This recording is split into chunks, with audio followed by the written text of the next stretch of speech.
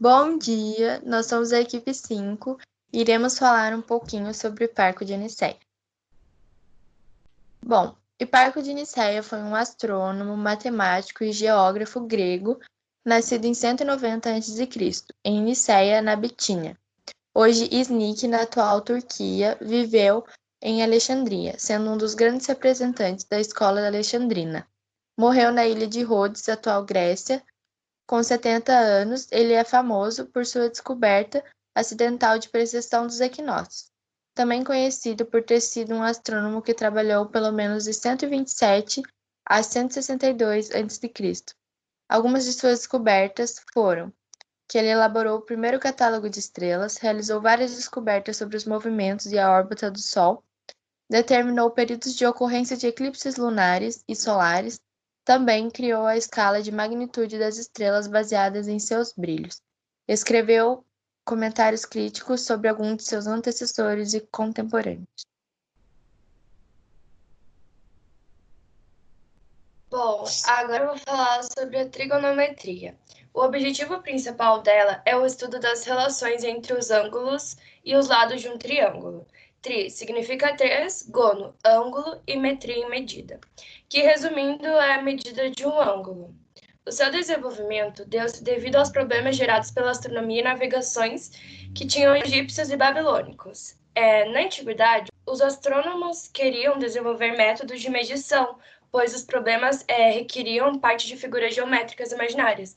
Eles pensavam em uma figura para construir outra. Também eles queriam métodos de medição mais fáceis, porque naquela época era só possível por cordas e arbitrário. Então, hoje em dia está tudo mais fácil, porque hoje tem régua, é possível calcular ângulos, tipo, que nem c ao quadrado, 2 ao quadrado, entre outros, para calcular a área de um ângulo. Então, naquela época não era possível calcular altura, distâncias, só com corda mesmo, que hoje em dia está tudo mais fácil, porém nós alunos temos algumas dificuldades ainda. E a trigonometria era baseada nos estudos entre um arco arbitrário e sua corda, que é o que eu falei.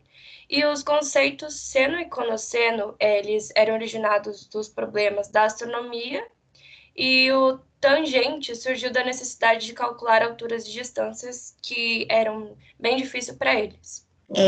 Então, o catálogo de estrelas. Hiparco, ele completou o primeiro catálogo conhecido em 129 a.C. Ele deu longitude e latitude celestes a cerca de 850 estrelas. Esse trabalho também foi ampliado por Ptolomeu, que era um astrônomo e matemático na Alexandria também. Então, a magnitude da estrela. Hiparco, ele dividiu as estrelas em 3 classes de magnitude. Em relação ao seu brilho. Mas ele não atribui nenhum valor numérico. Então, o sistema de magnitude variando de 1, que é o mais brilhante, a 6, que é o mais fraco, foi estabelecido por Ptolomeu. Esse sistema é usado até hoje, só que eles aprimoraram mais e introduziram uma escala logarítmica.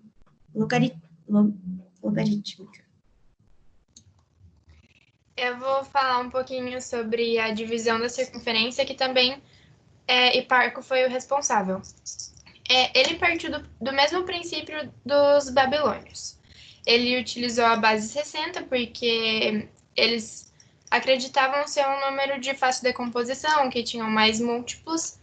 Então, ele seguiu desse princípio. Ele fez uma circunferência e foi preenchendo ela com ângulos de 60 graus, até que deu 6 partes de 60 graus, multiplicando 360 graus. Ele também fez o arco de 1 grau, o arco de minuto e o arco de segundo. O arco de 1 grau, para ficar mais fácil de entender, eu coloquei 1 grau como se fosse 1 hora. Então, ele dividiu esse arco de 1 grau, 1 hora, em 60 partes, o que formou o arco de minuto. E ele fez a mesma coisa com o arco de minuto.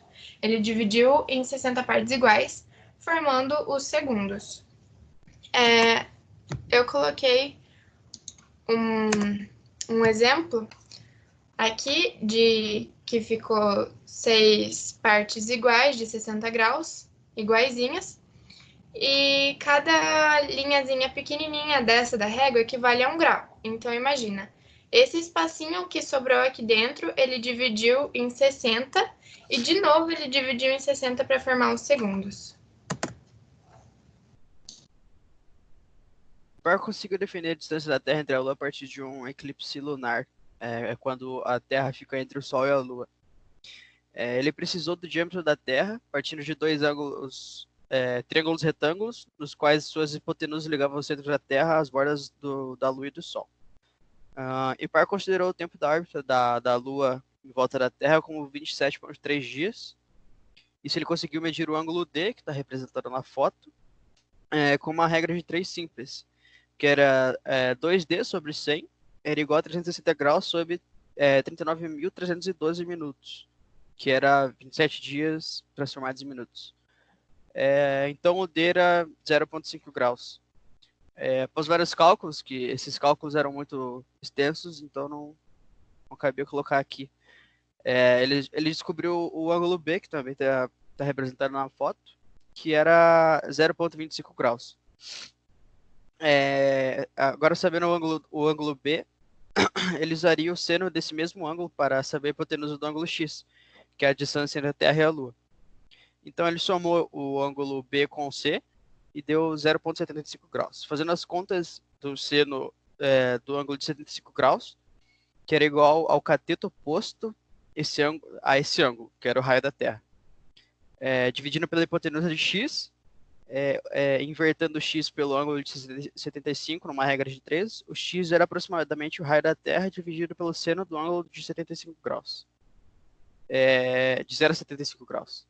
E assim ele chegava ao valor aproximado de 62 a 74 vezes o raio da Terra, que era a distância da Terra entre a Lua. Esse é um valor aproximado, só que e bem próximo do que é hoje em dia. Como antigamente eles não tinham os equipamentos para medir certo o número, chegou bem aproximado. Hoje em dia é 52 vezes a 64 vezes o raio da Terra. Então é isso.